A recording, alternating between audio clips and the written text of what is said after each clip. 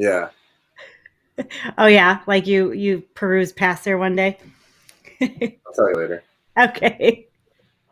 Hi everybody. This is Shannon and Jess on our Tuesday night live with Shannon and Jess on iEvloveTV, and we're just coming back with our series of talking about Tibetan Buddhism because Jess has had the pleasure of spending 25. Did you say 25 years at with 23. 23 years? Well, a round up. Yeah. I'm going to say his first name wrong. Gaelic Rumbachet. That was your teacher's name? Yep. Yay. Yep. At Jewel Heart in Ann Arbor.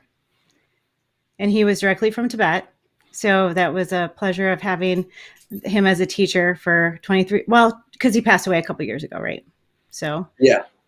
But so you've had a lovely practice for most of your adult life, and so you've been able to come on here, and at least for the second episode, to share with us quite well. You know what? Before that, this is episode 2, but before that, we talked about your Bodhisattva vow, and a few things were infused in our talks in our podcast. So here we are, just giving it a little bit of form to our talks about your spirituality and Buddhism as a whole, I guess.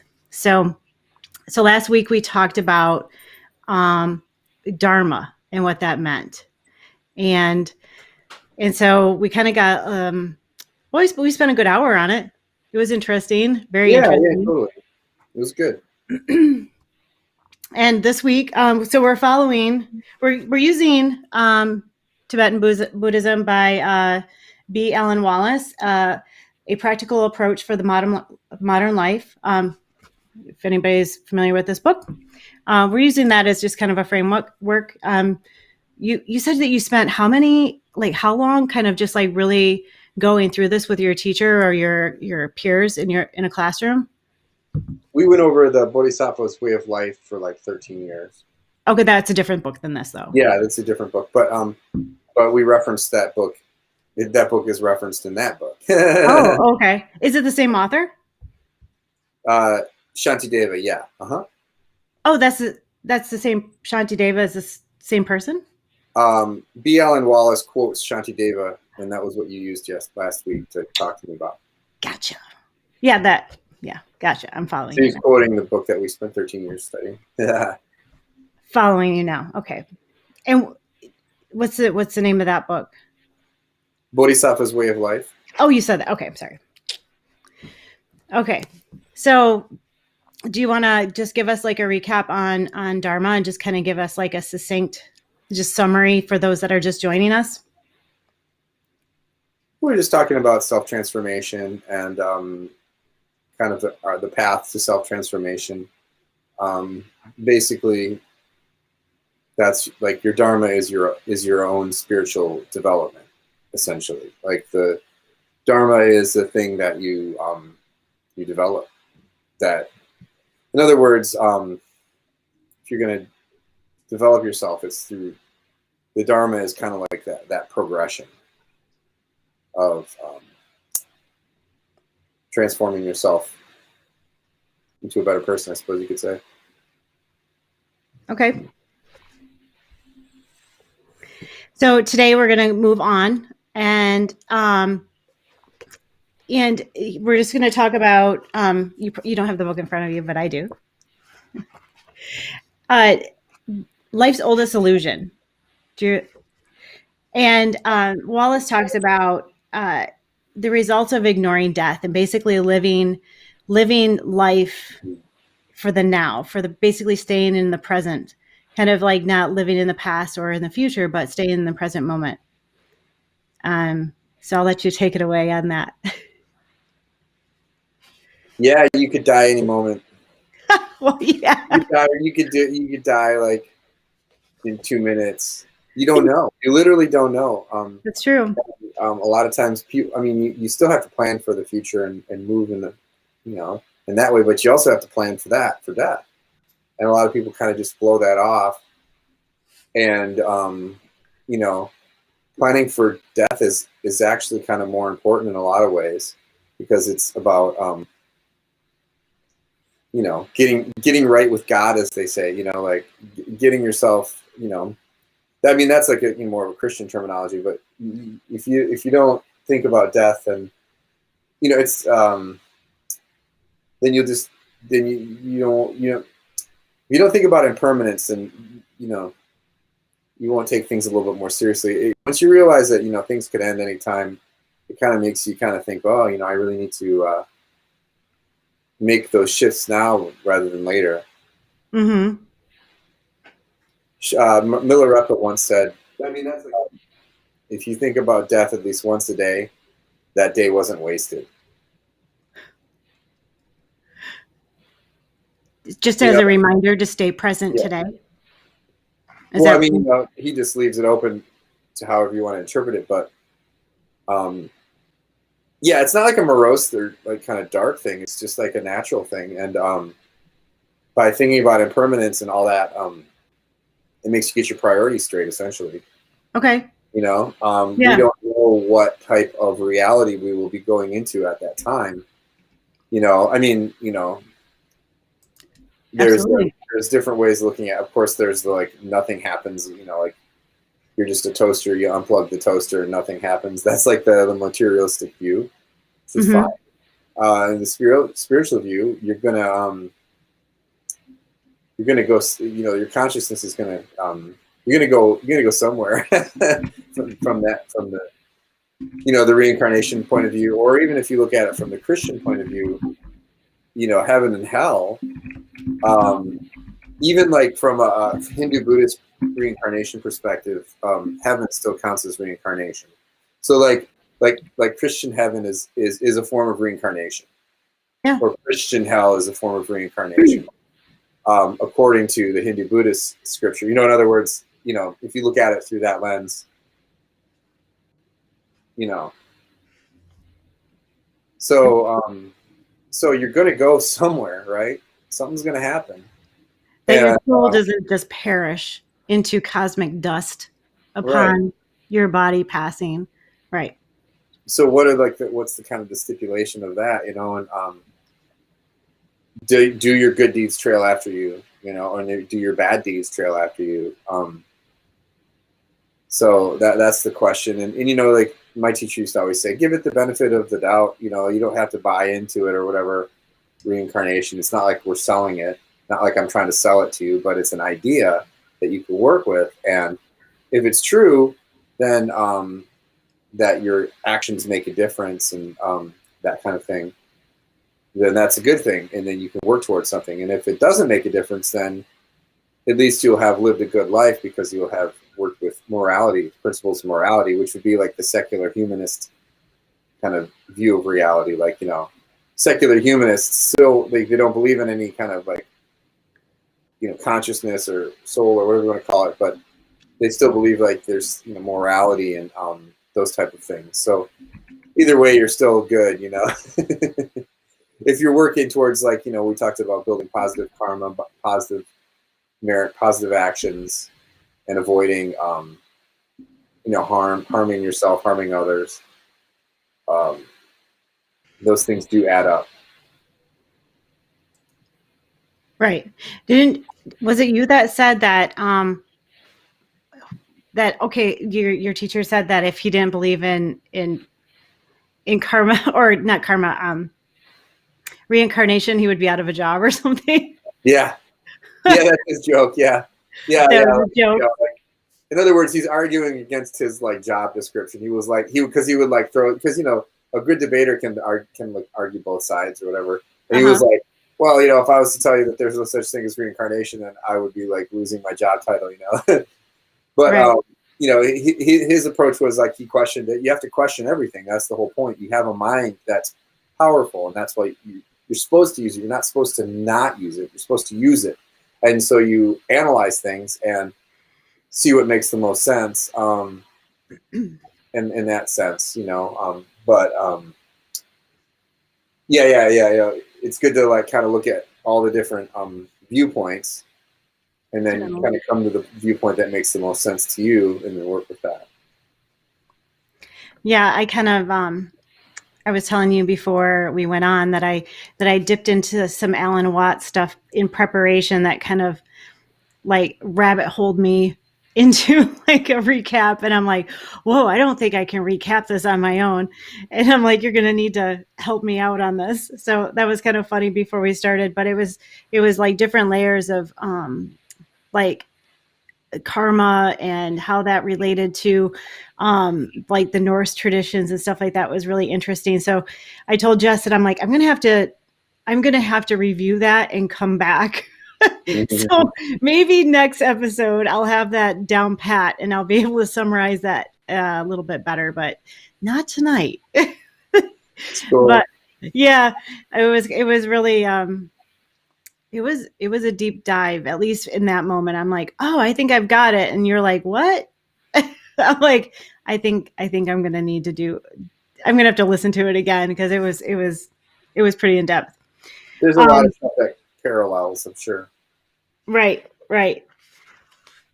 Um, so Wallace.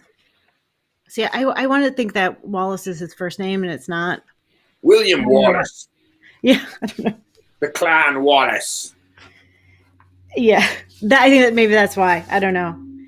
Um, so yeah, he does. You kind of succinctly talked about it, just cultivating mindfulness of death. This is kind of a dark chapter, and I have to say that today's my late husband's birthday, so this is kind of a tough one. We didn't plan this at all, so Yeah, taking it in stride, right? I know he's with we us. never plan it. It just Yeah, happened. no. Mm-mm. So, uh, Deva, right? Did I say it right this time? I think last time I called it, Yeah, I said Santi Deva. yeah. They have the S with the little accent over it is a sh sound. Apparently, Right. that's how they spell it sometimes. Yeah, Shantideva means peace god. Oh, That was peace his, God. yeah, peace. Shanti means peace, and Deva means God. Okay. He was just a peaceful guy, and they called him Shantideva. So there's some, and who is that? Is that some? Shantideva was like a 13th, I want to say 13th century Indian Buddhist monk.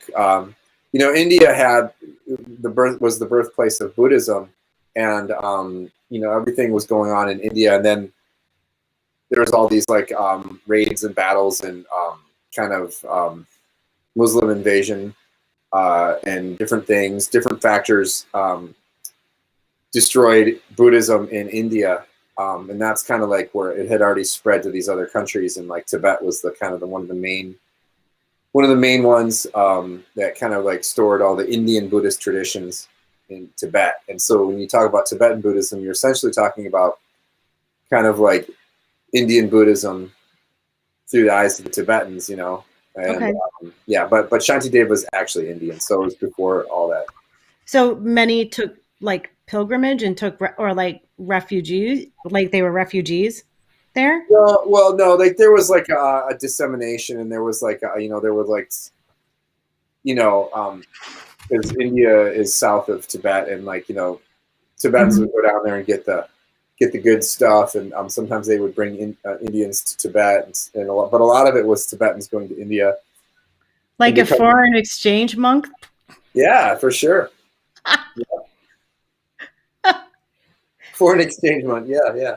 They had pen Is there pals. a delay on my audio? I don't know. Is there? I didn't. It doesn't sound like it from you. Like your lips are moving in the same time. Okay, we're good. Okay. Like you laughed kind of in a delayed moment when I said a foreign exchange monk program. Yeah, it's gonna have hiccups. I bet this program. Yeah. Yeah, for sure. Um, be, we do have somebody making a comment. Cool. What's Somebody that? by the name of Phoenix Elizabeth.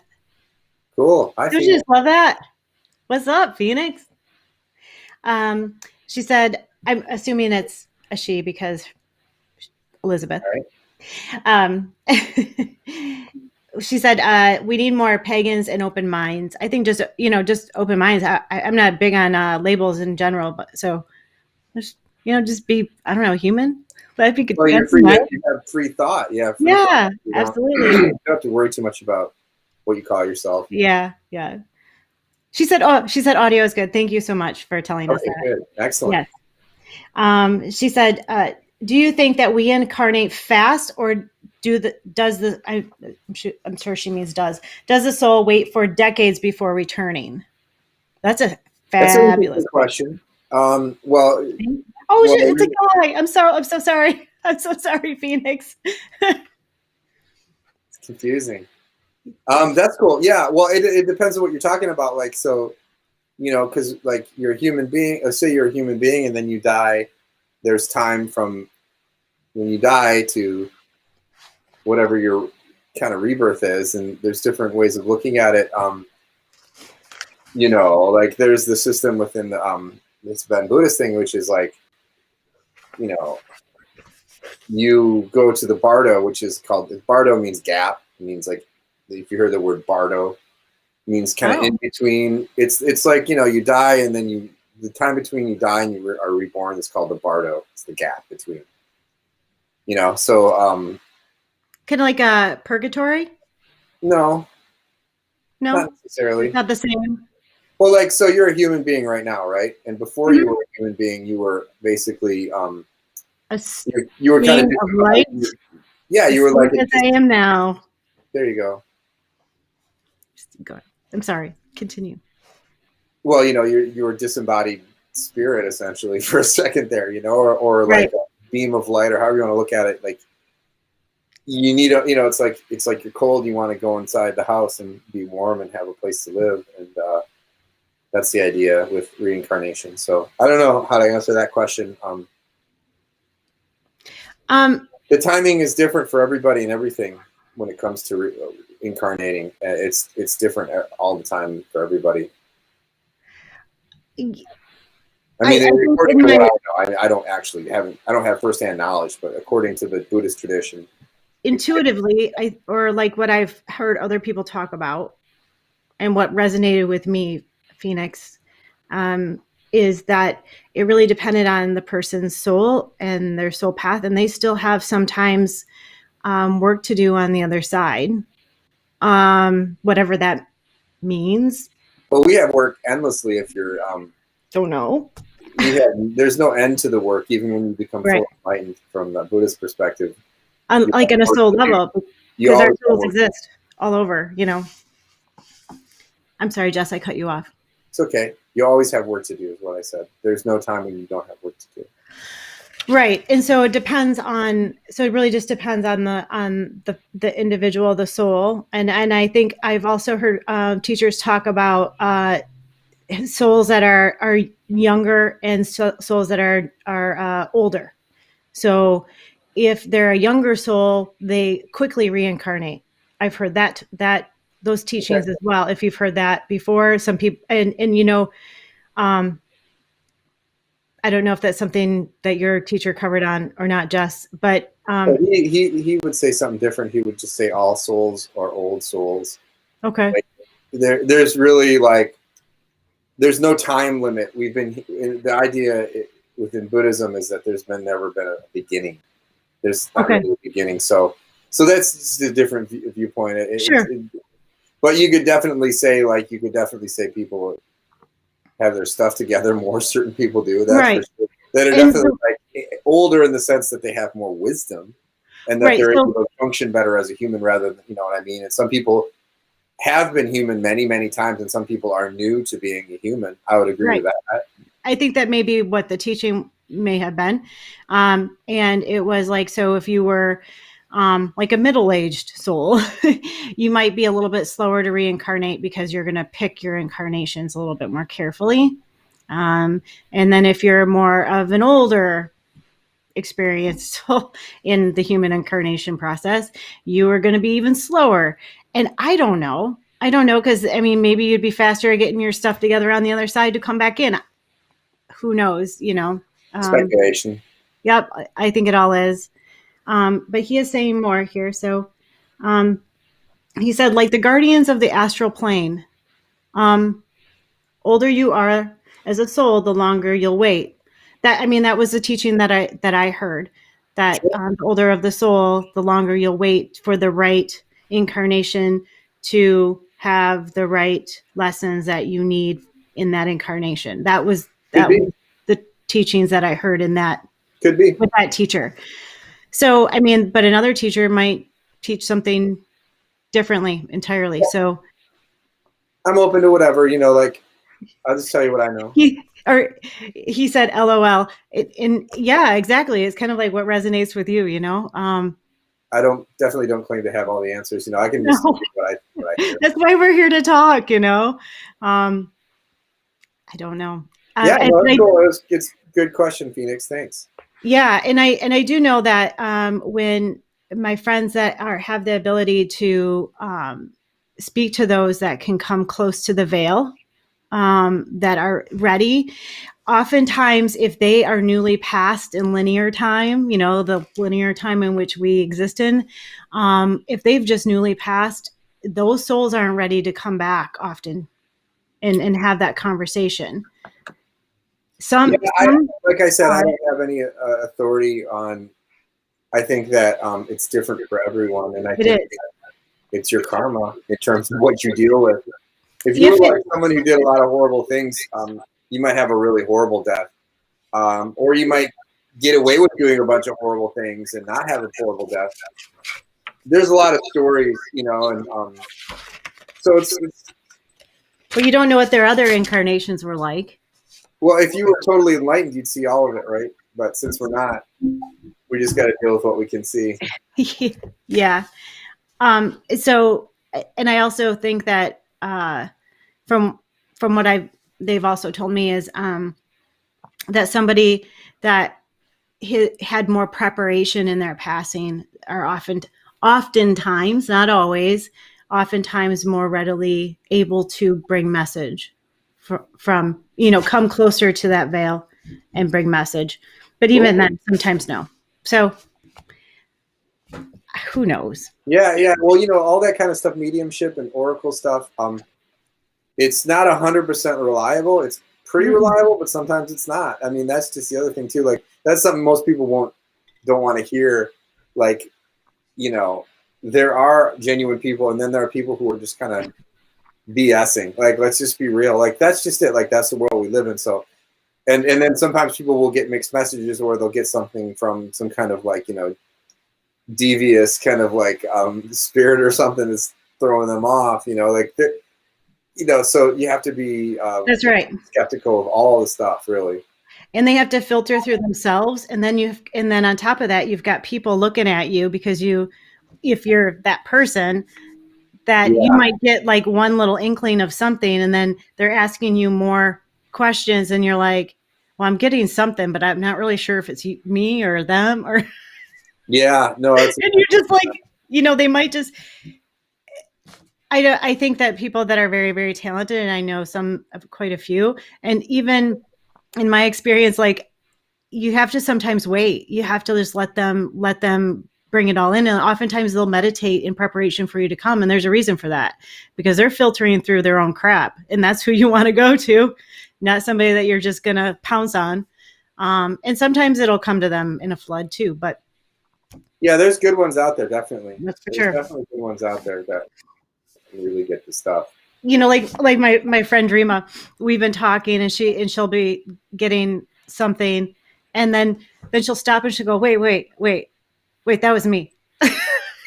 I appreciate that because she just got realization that it wasn't, that wasn't actually that wasn't the message that was supposed to be for me or whatever it was, so that's good. Yeah.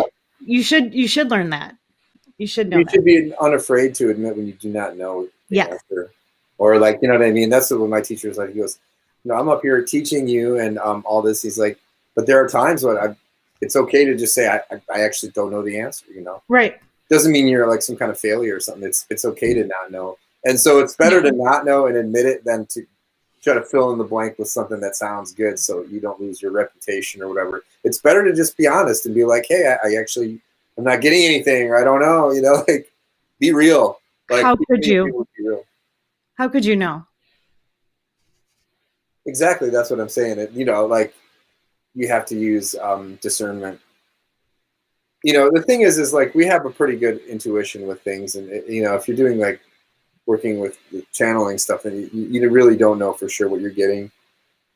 Even if you're totally channeling something, like I said, that the information you're getting could be, trickster business, like Loki type stuff, Yeah, I mean, usually.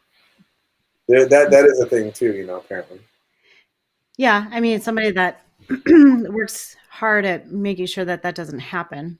That's they're not, and I don't know how Right. that works. It's not something that I do. So, um, they're like, that's not allowed in their scope of things. I just look at it like it's like, you have a plethora of information to draw from. And Yeah. one of those things is, of course, your intuition. And one of those things is, different things you can get information from. But you have to make sure that you don't completely rely on it. Like divination is fun and it's helpful, but you can't like put all your eggs in that basket. You just kind of use it as part of the information that you work with. You have to use logic and all reason and all that, and then also sometimes step outside of logic and reason too. And be open to like the feminine principles and the masculine principles, the that kind of thing. Yes. Oh, Phoenix is sending us another question. I like this Phoenix guy. He's sending us great questions. He's flaming. Yeah. Flaming with questions. Yeah. And who doesn't like a Phoenix, right? Yeah. Do you think that religions are all of the same source? By the way, I'm greeting you from Norway. Whoop, whoop. Hey, greetings from Norway. Awesome. Greetings from Norway. Maybe he knows my cousin. I doubt it. Maybe so. I mean, it's hard to say what religions are, where they're coming from. I mean, each one comes from a different quote unquote source. But I mean, I guess if you're like, look at everything as coming from, some kind of source. Yeah. Then Yes, Phoenix. Everything's from the All Father. All Father. Who knows? I don't know. You know what? I personally, I kind of think, yeah, the divine source. Yep. What we call it. Yep. Well, those people will talk about the distortions within religions, like the distortions, like, I mean, King James Bible was like edited by the king, and so there's definitely a possibility that there's distortions, in the text, misinterpretations of translation, et cetera, et cetera. So obviously you have to account for all that too. But anyway, I digress. I mean, you have to be smart about what you look into. Yes, and the All the Mother, yes, because I mean she's the one that gave him the magic, right? Can't have a father without a mother. That's what he said. He said, and the All Mother. That's right. He says God has to have both. That's right. Yeah, no, that's true. If you got one, then you have to have the other. Right. That's absolutely. I like Phoenix. Phoenix is awesome. How do you get Phoenix out of Norway? Anyway, well, I guess. Good question. I mean, I'm thinking definitely not in Phoenix, Arizona. No, Phoenix the bird, right? Phoenix the. Right. We get it. So yeah. I was going to read to you about Shanti Deva, and then we got to talking about talking to our dear friend Phoenix. He's now our dear friend. Awesome. Of course, he's from Norway. He's got to be. He's probably your cousin. He's probably your cousin. He's probably your cousin. No, because my cousin's Ellen. He says, "Love you guys." Yeah. So Shanti Deva says, casting all aside, I must depart alone, but not knowing this, I have engaged in various non-virtuous deeds on account of friend and foe, but my foes shall cease to exist. Friends shall vanish. I too will perish. So will everything pass from existence. That's what he says. That's what the whole chapter is based on. Yeah, that's probably coming from the guarding alertness chapter. Like, you know, like he's reflecting on, so he's doing Dharma practice. He's reflecting on himself, and he's like, you know, it sounds like he's like saying, well, you know, I might as well go off and practice the Dharma because like all friends will go, all enemies will go, you know, and so everything goes, you know, everybody dies. so get with the program, you know, which is analyzing your you know, focusing on what is helpful and doing what is helpful, and understanding what is harmful and ceasing to do what is harmful. That's Dharma right there. Mm-hmm. You know, that's the adjustment you make. Once you make that adjustment, then you're working with your Dharma. Do. Dude.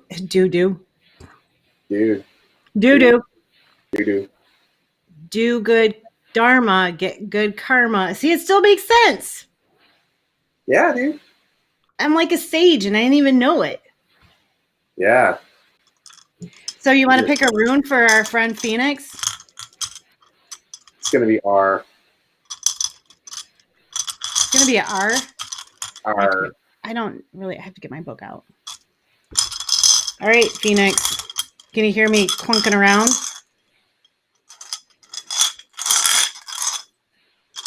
All right. I'm not looking.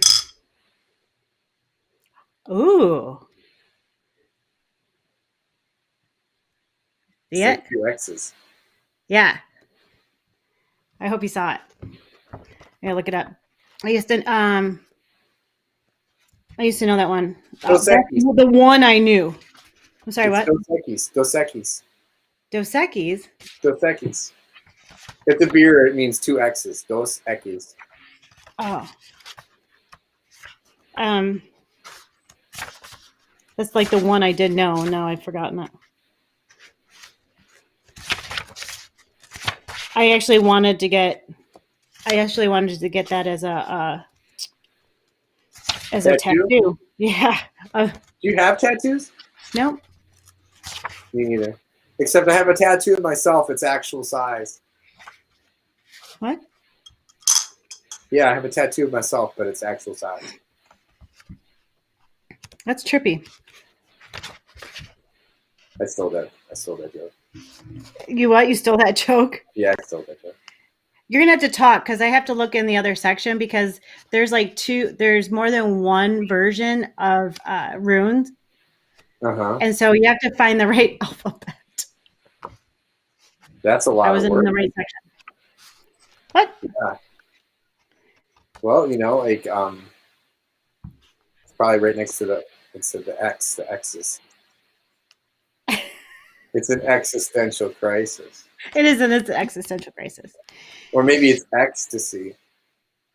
It's not. It means like rebirth, from what I remember. It's like a. This is getting lame now. That's all good. You can look that up. Yeah. Or have Phoenix look it up. The 2 X's. Just like 2 X's. 2 X's. Or it's like a diamond with tails. Or like diamond with tails. So, Jess, what else has been going on in your life this week? Oh man. Anything new? Taking what I'm given because I'm working for a living. Working 7 to 3. Also trying to build 2 different guitars. I'm rebuilding, building. Oh, I didn't know that. Guitars to me are, you know, weapons of warfare in the spiritual realm against the demonic hordes. Against the demonic hordes, we have to destroy them. So my guitars are kind of like my it's like a spiritual weapon. Well, kind of. Yeah. You could be like the Pied Piper with them. What's that? You could be like the Pied Piper with them. Yeah, dude. Because, I mean, they are referred to as like the axe, right? Yeah. You better ask somebody. Oh, you're funny. So, and you're enjoying your new job? It's awesome. I'm just very That's a glad big, that I don't have to deal with the general public. I'll just say that's pretty good. But everybody's out there dealing with stuff. Hopefully, people aren't too stressed right now. But I think we're going to be okay. yeah. I've been thinking a lot about like, I was watching videos on YouTube, and I was watching these like videos from the '90s, these different rock bands from the '90s, and how they used to have these really big budget videos. Yeah. Yeah. They were Nowadays, like not little big short budget stories. because they had so much money on each one of these tunes, and Right. nowadays, just people just get music for free, so it's different. The money's It is king. totally different. Yeah. I mean, we were talking about that with Chris on Sunday because he just put out a whole album of holiday music. I'm going to look it up online real quick because that book I'm flipping and flipping and flipping. That actually is a really good book. It's called Rune Lore, and I'm sure it has a ton in it, but it'll be faster. And I Right. don't want to leave everybody hanging because it is cool. Don't want to leave them hanging. It's a Like that particular rune might not exist in other rune alphabets, so it's going it to be is tricky for you. it's the God seed. It's called an Inguz is spelled Inguz. And Okay. it's the rune of isolation or separation in order to create a space or place where a process of transformation to higher states of being can occur. Rune of gestation or internal growth. Boom! Yeah, That's dude. awesome. I don't know if you did. I don't know if that was for Phoenix or if it was for me. It was for Phoenix. I can't do this camera very well. I'm very sorry. It's okay. Okay. Okay. It's basically two X's. I think he saw it. I did it better the first time. There. See it? Can you see it? I think as I try to get it to, it's the angle I try to do it at. See it? Yep. Okay. You want me? I'm not gonna. If I try to do that again, I'll have to look it up. I'll just have to look it up online. Yeah. No. So that your book there, the Tibetan Buddhist Buddhism book, has got some good stuff in it. It does. It like that quote from Shanti Deva was pretty good. It was just kind of explanation of and it kind of works with your divination, which is like go off and that's what the Dalai Lama would always say. Like he would say, like he said before, where he said, if I wasn't the Dalai Lama and I was just a simple monk, he goes, I would probably wander off into the forest like a wounded deer and meditate, just really work on himself. That's His Holiness Dalai Lama said that. Yeah, but I mean, you're talking about somebody that was chosen to be the Dalai Lama at 4. Well, I mean, like you said, like according think about what he hasn't done. What's that? Think about what he hasn't done in life. But I mean, I guess he's done some really cool things. Well, to him, it's like a bunch of noise, anyways. All the human realm activities are really like fall under the 8 worldly dharmas, and so like if you really want to get a dent in life, get a dent in your consciousness, work on that. There. Yeah, I should probably not be so knuckle dragger when I think about that. No, I mean, like you're basically people who become monks and nuns. I have a friend who's a monk that I talk to, and you basically just choose to not distract yourself with regular crap. Right, but they had a choice. They had a conscientious choice. Dalai has a choice too. He can do what he wants. He could wear no. Yeah, but do you think he had, all right, I'm not. I mean, you know better than I do. There's something. Well, I mean, like if you choose to, there's like 250 some vows you take when you become a fully ordained monk. Oh, okay. So it wasn't like he was like you choose that. You have to choose that. You can't just be given that. You have to pick it. Because I know that they found him, right? Like when he was like little, like a little kid, right? Yeah, it's the Tulku system. It's the reincarnation system that's very popular in Tibetan Buddhism, and there's pluses and minuses to it. It's the reincarnation system. You know, there's pluses and minuses to it for sure. You know, that's a whole other debate. But you know, like so there's some valid. It's good to have a reincarnation lineage. Sometimes it's very helpful, but then other times it's can be used for like political purposes and for negative purposes too. So one must be very careful. But yeah, no, Dalai Lama's Yes, they do. a good guy.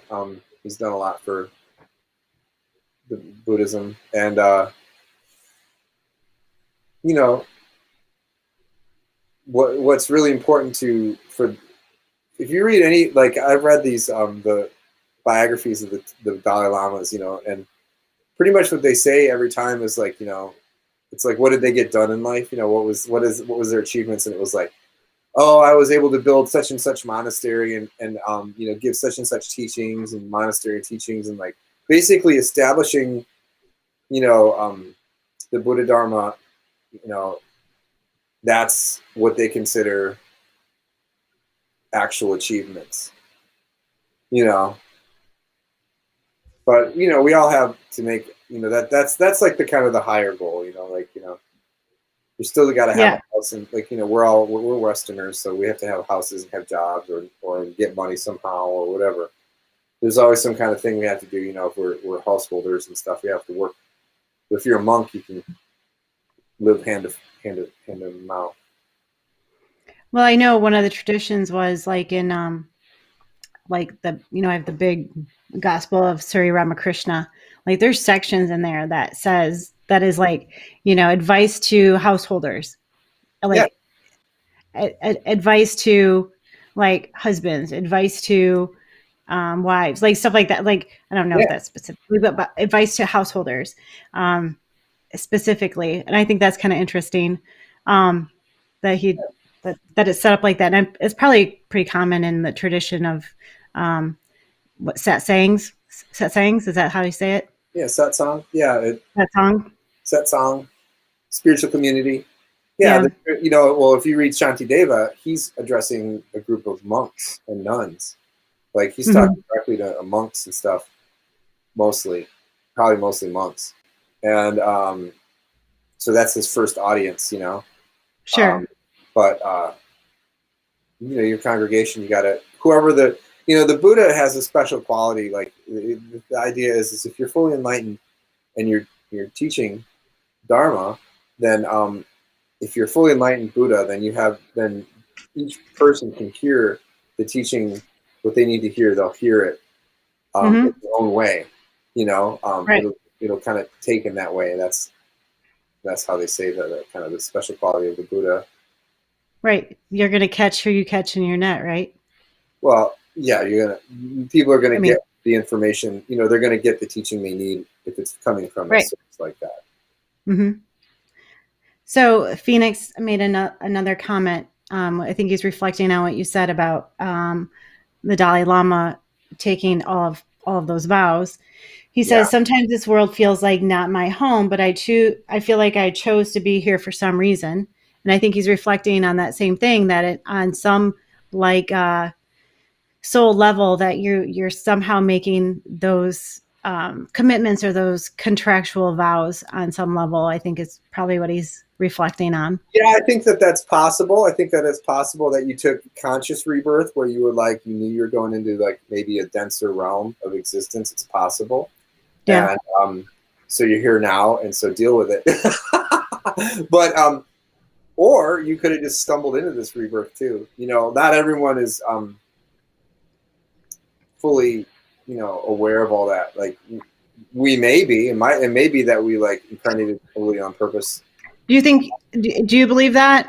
You believe that, or do you feel like your higher self? I think that we're like getting batted around in the samsara, you know, and it just kind of you just show up wherever, you know, we end up where we end up. You know, it's like, you know, in a snowstorm, and you just. Or it's your turn to get on the diving board, and if you're standing at the end of the diving board, somebody's just going to come and push you in. Yeah. Is that what you're saying? Like I imagine you standing there, And they're just go, Jess. It's you're up. Like I'm waiting to dive. Well, there's no one. It's not about waiting for someone. It's not like a line in heaven or something like. Oh, no. I mean, it's fun to imagine. Who knows? But yeah. There's a holdup. This guy won't reincarnate. Jess won't get off the diving board. Come on, All the rest of us are waiting to incarnate. I'm trying to reincarnate into that hot girl down there.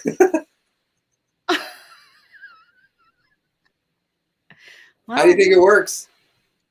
There's a level why of. Why did you reincarnate as a hot girl then?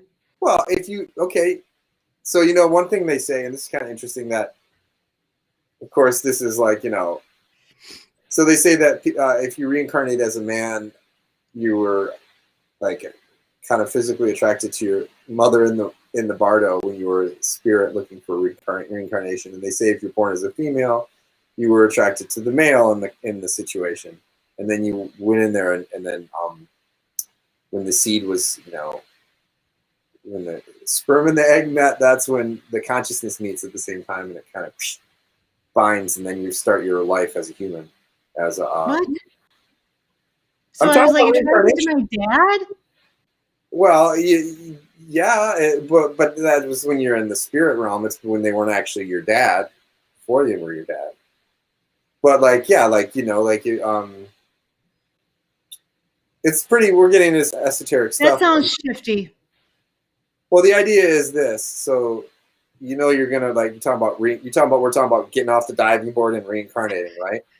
You reincarnate into humans, right? You understand that, right? Yeah, it's still funny. So if you really have to break it down and think about it, there is a certain level of karmic attraction and karmic connection with those people, and yes, but it's not necessarily your sacral chakra. It's not like some weird twisted porn fantasy. Okay, stop. It's just the idea that you know what I mean. That's what we're concerned about. Okay, come on, that is twisted. It's messed up. That's not what we're talking about. Not Deep Woods, Kentucky stuff. If you're talking about reincarnation. Sorry, anybody from Kentucky. You're going to be drawn towards your parents. You're going to have karma. You're going to have karma with them, right? You talk about. What do you talk about? Like, we have karma with our parents, right? And some people have more of a connection with like their dad. Some people have more of a connection with their mom, and it's really not necessarily about like, like attraction or whatever. It's not like some weird twisted thing, but I don't know. We might as well just skip this because it's too much. You're just gonna stop right there and leave us hanging. I mean, but it's true though, right? Like people have kind of a different relationship with each of their parents, and it's just a connection, Yeah, I think I think you're right. Like some of us are a little bit more either our personalities complement one parent or the other in some ways as well. Like I mean, technically or not, I don't know, but like on a zodiac, I think my personality is supposed to complement my mom's, and we did not. We didn't necessarily complement each other, but my dad and I were like peas and carrots. Yeah. I don't know. Mm-hmm. Cool. I mean, yeah. And I don't even like peas and carrots. Yeah. I like peas and carrots in soup, but not like just to eat. That's gross. Not if anybody's worried about it, but I mean, it's just a saying, right? I like pizza. Yeah. Is that part of the Buddhist diet? It's part of my Buddhist diet. Beer made of yak milk. I drink it straight off the teat, baby. Oh. This is the weirdest Tibetan Buddhist conversation I've ever had. You're looking a little Ted Nugent-y, by the way, in that like shadow thing you got going on today. All right. Yeah. Okay. Cool, man. Yeah. The Nuge. Yeah, the Nuge. Fred Bear. That guy's funny. I love him. Do you? I love him because he's imperfect. I was talking to a friend of mine who remembers back in the day of the Michigan party scene, like she's in her 60s, and she's like, "Yeah, I used to party. Ted Nugent was such a jerk," and she was like, he he would just whip it out at a party, and I'm like, what? I go, wait a second. What? I was like, wait a second, you've seen Ted Nugent's penis? And she was like, yeah. Like, I'm not going to be able to put this on YouTube. It's tough. I'm going there. What? Every guy has one. It's no big deal. I know. We're all naked under our clothes. Yeah. Even Ted Nugent. Yeah. Birds and the bees. Peas and carrots. I wonder if that's gonna like trigger people who are watching this. Like, I don't know. Like, oh my god, he just talked about Ted Nugent being nude at a party. Like, I have to turn this video off because it's fine. Crazy for me. It's fine. But you know, like, I can't imagine. I can't imagine what. Like, is he still on the radio? What? Is he still on the radio? I do appreciate people that are just themselves. Yeah. You know? Just gotta love people for who they are. Yeah. And if you're offended by that, like, you just don't, I guess, apply to that, I guess, you know? What are you gonna do? What are you gonna do? I don't know. I found the house. I found the house in Ann Arbor that bought. Sew buttons on his underwear. That's what you do. You've been thinking about that all night, aren't you? No. I love this. This is gonna be the part. This is gonna be the thing everyone talks about. Is the Ted Nugent? Why would I care? They'd be like, "Did you hear that thing, Ted Nugent thing? Oh, it was great." I think it's funny. You started to say something else, and I cut you off. I'm sorry. What? I don't know.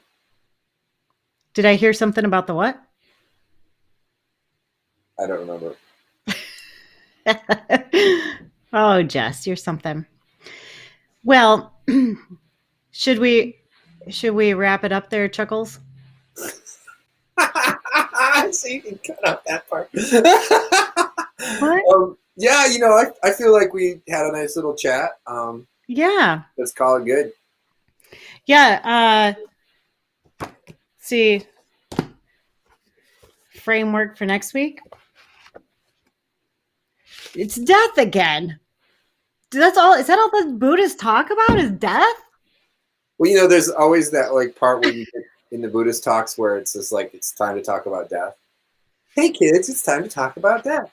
No, it's really like it's important. Because you never know. I mean, this could be the last time you see me forever. Maybe, but you'll probably just come back. You'll be like right here. Yep. Hanging out, breathing down my neck. Ted Nugent will come back as my son. Go reincarnate. Go jump off the diving board. Holding up the show. Holding up the show. This is my right side. I don't know why the thing flip flops. Does this look like my right side? Or my flip flopped? That's your right side? It's great because this is it's not mirror imaging, so that's good. It's my real face. Common assumptions about death. We actually may have already covered it. I don't know.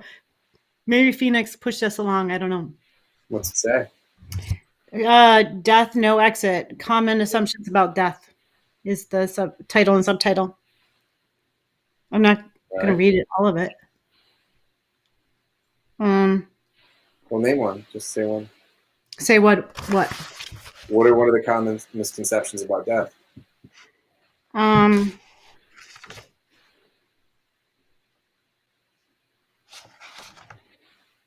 It's not like it's bulleted. So we identify ourselves with our bodies. This may contribute to our uneasiness or fear of seeing a corpse. Next week. Talk about a light conversation. You are not your corpse. No, you're not your. I am not Jack's corpse. But it does talk about the water molecules, the qualities. Does it talk about how it holds energy and vibration? That would be cool. I don't know if it does. You can talk about whatever you feel like. The cool thing about this is we're just taking it easy. Taking it easy. Take it easy. My dad always sang "Taking It Sleazy." Nice. It was in preparation to do this with you, probably. That's right. Because you got to deal with all the different sides of reality. The conservation of consciousness. What's it say? The Buddhist view, I'm skipping a lot, but the Buddhist view is that mass energy does not transform into awareness, nor does awareness disappear into mass energy. Yeah. Alan Wallace is very analytical and very sharp-minded individual, so he's able to really like, he's not talking to, he's like, people like, oh, you know, I just die and you become the energy. It's like, he's probably like messing with that idea, you know, like, that's not really what you're focusing on. Like, you know, it's like you're here in this moment looking at a computer screen, and then the next moment there's not, you know, your consciousness continues, but it changes, right? Like you could even say when you sleep, you're not asleep, you're differently conscious. You know, like you're in a conscious state, because like, I mean, I sleep and I dream the whole freaking time. I'm in a movie. Right. Then it goes on to say, mass energy is conserved as mass energy and mental events, including consciousness, and are conserved as mental events. Thus, this theory refutes the belief that awareness originally evolved from mass energy as an emergent property. It's like mind first, then energy, and also like, yeah, the mind is what you should focus on more than like, you know, some kind of poof of energy. But the thing is like they from the Buddhist standpoint, what they say in Eastern medicine is like, you know, your consciousness, the energy follows consciousness, as like they call it like a horse and a rider. Like somebody's riding a horse, it's like the rider is like your consciousness. It's like you're guiding it, right? And I actually probably will enjoy that chapter. Yeah, it'll be good. Because it does talk about the science and objective and consciousness versus energy. And I do. Yeah. Good thing to talk about. More death. More dying. Well, cool. That'll be awesome. We have to wait a week for it. A week away. But I think you're probably just a little run down. Oh, I'm good. It's been a long day, but we're good. We'll but there's some weird energy going on right now with Brian came on last week and talked about it a little bit. He kind of skimmed it. Well, people don't know what's going to happen next. That's why. Yeah, and there's weird things with the solar flares and our polar north and the Schumann's resonance, and let's stack it up. So do some research, I'm just talking about everybody. I've been taking lots of supplements for your adrenal system. So look at your minerals, like powdered magnesium is great. Don't take too much. You'll poop your pants, especially the first day. Yeah. But that's very helpful. Just kidding. I'm sorry, what? Nothing. It wasn't just a fart. Yeah, it was magnesium. You don't want to make that mistake. Yeah. Give it a couple days to take it easy on that. But anything that will help support your adrenal system will help for sure. Yeah. With those energies, and help your body just kind of adjust. Because I think it's been doing it for a long time. It's just really, really thick, if that makes sense. It's like turn it up to 11, dude. Turn it up to 11, dude. That's what it is. Yep. It's like more cowbell is going on right now. Yeah. Everything's synchronized together. We're all like in the one right now, right? Instead of the world's like everything's going on different ways, it's like we're all focused on kind of this. There is this moment of like kind of like, yeah, we're all kind of quiet and we're not. It's like we're all waiting and see, because nobody really has the answers. But I'm sleeping with my EMF hat on at night. I'm sleeping with it on. Nice. If that tells you anything, it helps. It does help. It does help me sleep. That's awesome. I don't, but it doesn't stop. I can still hear the resonance all the time. That doesn't stop the resonance. does help me sleep. But Right. so Interesting. Well, I think I need to call it good here. yes. But, I So enjoyed we'll see you talking next with you week. tonight. And next week we will continue this conversation. We will. We will take care. Take care, Phoenix. Take care, well. Shannon. Take care of all sentient beings. Yes. Good night. Good night, everybody.